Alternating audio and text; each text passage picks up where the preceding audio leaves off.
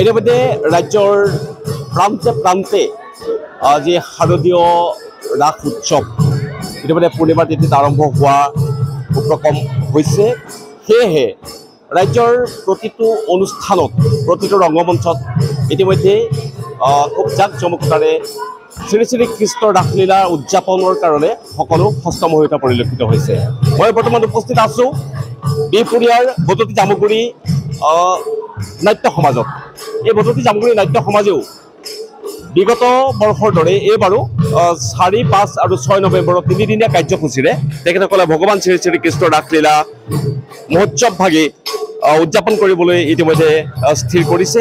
আৰু সেয়েহে মই মোৰ সহযোগীক মই দেখুৱাবৰ চেষ্টা অনুৰোধ জনাইছোঁ যে ইয়াতে গোপীসকলে তেখেতসকলে নৃত্য পৰিৱেশন কৰিছে আৰু এই গোকুল বৃন্দাবনলৈ প্ৰতিটো মঞ্চ ইতিমধ্যে পৰ্যবেক্ষিত হোৱা পৰিলক্ষিত হৈছে। মই সুন্দৰ নান্দনিক দৃশ্যটো মই নিউজ প্লাজৰ দৰ্শকক দেখুৱাবৰ মই চেষ্টা কৰিছোঁ। যদিও হাৰ্টথ্ৰব জুবিন গাৰ্গ আমাৰ মাজৰ পৰা অকস্মাতে নাইকিয়া হৈ গ'ল, সকলো শোকত ম্ৰিয়মান যদিও কিন্তু আনুষ্ঠানিক পৰম্পৰাগতভাৱে প্ৰত্যেক ৰংগমঞ্চই ভগৱান শ্ৰী শ্ৰী কৃষ্ণৰ ৰাসলীলা ভাগ উদযাপনৰ যি মনস্থ কৰা আমি পৰিলক্ষিত হৈছে, আমি দেখা পাইছোঁ সকলোৱে উঠি পৰি লাগিছে। সেয়েহে আবাল বৃদ্ধ বনিতা সকলো একেলগে ওলাই আহি এই ভগৱান শ্ৰী শ্ৰী কৃষ্ণৰ ৰাসলীলা ভাগ উদযাপন কৰাৰ বাবে সকলোৱে একেলগে নিজৰ নিজৰ কৰ্মত ইতিমধ্যে পৰ্যবেক্ষিত হোৱা আমি দেখা পাইছোঁ। সেয়েহে এই অনুষ্ঠানৰ কিছু বিষয়ববী আছে, আমি তেখেতসকলৰ অকণমান মনৰ অনুভৱটো জানিবৰ চেষ্টা কৰিম আৰু নিউজ প্লাজৰ দৰ্শকক দেখুৱাবৰ চেষ্টা কৰিম। বদতি জামুগুৰি নাট্য সমাজ প্ৰায় আজি এতিয়া 67 সংখ্যক শ্ৰী শ্ৰীকৃষ্ণৰ ৰাসলীলা আমি উদযাপন কৰিবলৈ আগবাঢ়িছোঁ। লখিমপুৰ জিলাৰ দক্ষিণ বিহপুৰীয়া অঞ্চলৰ এটি আগশাৰীৰ আমাৰ সামাজিক সাংস্কৃতিক অনুষ্ঠান। আৰু বিগত বৰ্ষবিলাকৰ দৰে এইবাৰো আমি উন্নোদ্যমে শ্ৰী শ্ৰীকৃষ্ণৰ ৰাসলীলা 3দিনীয়া কাৰ্যসূচীৰে 4, 5 আৰু 6 তাৰিখে এই মাহৰ আমি অনুষ্ঠিত কৰিম। প্ৰথম দিনাখন আমি আমাৰ হিয়াৰ আমঠু জুবিন গাৰ্গদেৱৰ প্ৰতি শ্ৰদ্ধাঞ্জলি জ্ঞাপন কৰি আমাৰ এই ৰাসৰ মঞ্চ তেখেতৰ নামত আমি উৎসৰ্গা কৰাৰ সিদ্ধান্ত লৈছোঁ। আৰু দ্বিতীয় দিনাখন আমাৰ এই অনুষ্ঠানটোৰ প্ৰতিষ্ঠাকালৰ পৰা জড়িত আৰু প্ৰাক্তন মঞ্চাধ্যক্ষৰ দায়িত্ব পালন কৰা সদ্যপ্ৰয়াত দুৰ্গ বৰুৱাদেৱৰ নামত আমি উৎসৰ্গা কৰাৰ সিদ্ধান্ত লৈছোঁ। আৰু তৃতীয় দিনা আমাৰ বিশেষভাৱে পূৰ্বৰ দৰে এইবাৰো আমাৰ বিশেষ আকৰ্ষণ থাকিব কংসবধৰ অভিনয়। গতিকে আমাৰ জ্যেষ্ঠ যিসকল অভিনেতা অভিনেত্ৰীৰ পৰা আৰম্ভ কৰি একেবাৰে কনিষ্ঠতম অভিনেতা অভিনেত্ৰীলৈ সকলোৱে ইয়াত প্ৰাণ ঢালি অভিনয় কৰিব। ইয়াৰ কাৰণে সকলো ধৰণৰ সাজ সজ্জা ব্যৱস্থাপনা সম্পূৰ্ণ কৰি তোলা হৈছে। এই অঞ্চলৰ সমূহ ৰাইজ, কলা কুশলী, শিল্পী সকলোৱে নিজৰ নিজৰ কামত তেওঁলোক ব্ৰতী হৈছে আৰু আমি আশা ৰাখিছোঁ ভগৱানৰ কৃপাত ৰাইজৰ সহযোগত আমি এই ৰাসোৎসৱভাগী সফলতাৰে আমি উদযাপন কৰিব পাৰিম। ধন্যবাদ থাকিল। ইতিমধ্যে এই মোৰ সহযোগী নিউজ প্লাজৰ দৰ্শকক এই নান্দনিক দৃশ্যসমূহ দেখুৱাই আছে। গোপীসকলে তেখেতসকলে নৃত্য ইয়াতে পৰিৱেশন কৰিছে। আৰু যিহেতু 1959 চনতে এই বদতি জামুগুৰি নাট্য সমাজ যিহেতু প্ৰতিষ্ঠা কৰা হৈছিল, এবাৰ 67 সংখ্যক তেখেতসকলে ভগৱান শ্ৰী শ্ৰীকৃষ্ণৰ ৰাসলীলা ভাগ উদযাপন কৰিবলৈ স্থিৰ কৰিছে। আৰু আমি উদযাপন সমিতিৰ বিষয়ববীয়াসকলকো আমি ইয়াতে দেখা পাইছোঁ। তেখেতসকলৰ পৰা অকণমান মনৰ অনুভৱটো আমি জানিবৰ চেষ্টা কৰিম আৰু নিউজ প্লাজৰ দৰ্শকক দেখুৱাবৰ চেষ্টা কৰিম। হয়, ইতিমধ্যে 4, 5 আৰু 6 তাৰিখে 4, 5 আৰু 6 তাৰিখে যিহেতু ভগৱান শ্ৰী শ্ৰীকৃষ্ণৰ ৰাসলীলা ভাগী আপোনালোকে উদযাপন কৰিব, কি ক'ব দৰ্শকক? এয়া আমাৰ 67 সংখ্যক ৰাসলীলা শ্ৰী শ্ৰীকৃষ্ণৰ। আমি ল'ৰালিৰ পৰা দেখি আহিছোঁ খুব আধ্যাত্মিক আৰু খুব সুন্দৰ একতাৰে, আধ্যাত্মিকতা আৰু একতাৰে বান্ধ খাই আমি ৰাসলীলা উদযাপন কৰি আহিছোঁ। প্ৰজন্মৰ পিছত প্ৰজন্মই ভাৰতীয় সংস্কৃতিৰ এই চিৰ সুন্দৰ শ্ৰী শ্ৰীকৃষ্ণৰ ৰাসলীলা আমি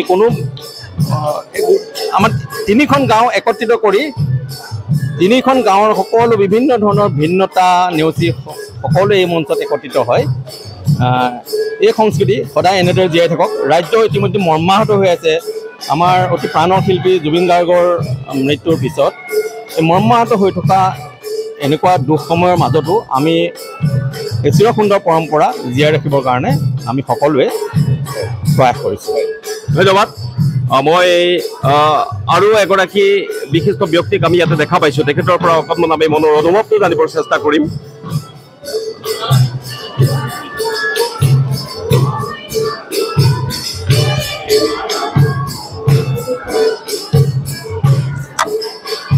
যিহেতু আপোনালোকৰ 67 সংখ্যক এবাৰ ৰাস মহোৎসৱ, হয় কি ক'ব? আমি 67 বছৰ হ'ল আজি। আমাৰ প্ৰতি বছৰে আমাৰ ৰাইজৰ সহায় সহযোগিতা আশীৰ্বাদ লৈ আমি ৰাস 3 দিনীয়া কাৰ্যসূচীৰে আমি অনুষ্ঠিত কৰোঁ। আৰু ইয়াত জাতি বৰ্ণ নিৰ্বিশেষে আমাৰ সকলো সম্প্ৰদায়, আমাৰ ইয়াত মিচিঙো আছে, SC আছে, আৰু আমাৰ সকলো সম্প্ৰদায় সহযোগত আমি ৰাস 3 দিনীয়া সম্পূৰ্ণভাৱে আমি অনুষ্ঠিত কৰোঁ। আৰু যাই কি নহওক, আমি এইবাৰ আমাৰ মাননীয় বিশ্বনাথ সমষ্টিৰ বিধায়ক মহোদয়ে আমাক এটা বিপদ সময়ত যে আমাৰ টিংপাতত পানী পৰিছিলে, তেখেতে আমাক ইমান এটা সহায় কৰিলে। তেখেতৰ আনটাইড ফাণ্ডৰ পৰা আমাৰ 5 লাখ টকা এটা সহায় কৰি আমাৰ এই টিংপাতখিনি লগোৱা এটা সম্পূৰ্ণ তেখেতে আমাক সহায় কৰিছে। গতিকে তেখেতক আমি ধন্যবাদ জ্ঞাপন কৰিছোঁ। তাৰ দ্বিতীয়তে আমাৰ ৰাইজৰ দান বৰঙণিৰে আমাৰ যথেষ্টখিনি ৱালৰ পৰা ধৰি নিৰ্মাণ কাৰ্য আমাৰ ইতিমধ্যে চলি আছে। বিভিন্ন অনুষ্ঠান প্ৰতিষ্ঠান ইয়াতে হয়। গতিকে আমাৰ এইটো প্ৰাণৰ কেন্দ্ৰ। গতিকে ইয়াত আমাৰ ইমান এটা আনন্দ উৎসৱ আমি পালন কৰিবলৈ চেষ্টা কৰোঁ। আমি এই জ্যেষ্ঠজনক আমি এইবাৰ সভাপতি হিচাপে আমি নিৰ্বাচিত কৰিছোঁ, আৰু এইজন আমাৰ ৰাজন শইকীয়া সম্পাদক। গতিকে আমাৰ মই বৰ্তমান এই সমিতিৰ উপসভাপতি হিচাপে আছোঁ। গতিকে আমি সম্পূৰ্ণভাৱে তাৰমানে ঘৰত থাকিবলৈ মন নাযায়, ঘৰত থাকিবই নোৱাৰোঁ। এনেকুৱা এটা প্ৰেম তাৰমানে কি আশীৰ্বাদ সৃষ্টি কৰিছোঁ যে তেওঁলোকক আমি আশীৰ্বাদ দিবলৈ আহিছোঁ। নাৰায়ণ নাৰায়ণ।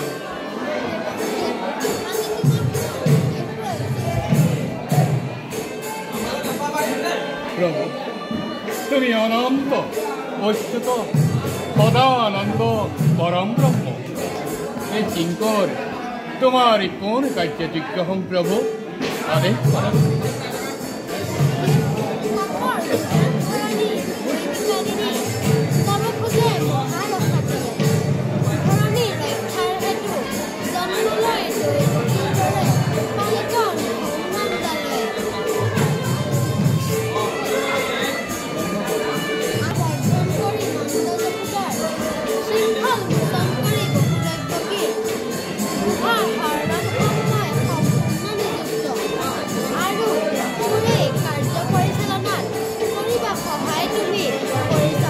প্রভু দাসর প্রতি তোমার অপার করুণা।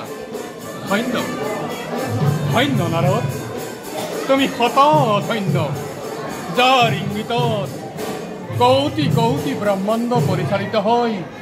সেই অনাদি অনন্ত প্রভুর কার্য পরিচালনা ভার এই ভিত্তর উপৰত। নাৰদ তুমি সঁচাই মহাভাগ্যবান। প্ৰভু দাসে এতিয়া বিদায়হে মাগিছোঁ। সত্যমেবম জয়তে ধৰ্মমেবম জয়তে, সত্যমেবম জয়তে ধৰ্মমেবম জয়তে। নাই ভয় হবা জয়, জানিবা নিশ্চয় ধৰা ধৰাই অৱতাৰ, ধৰা ধৰাই অৱতাৰ।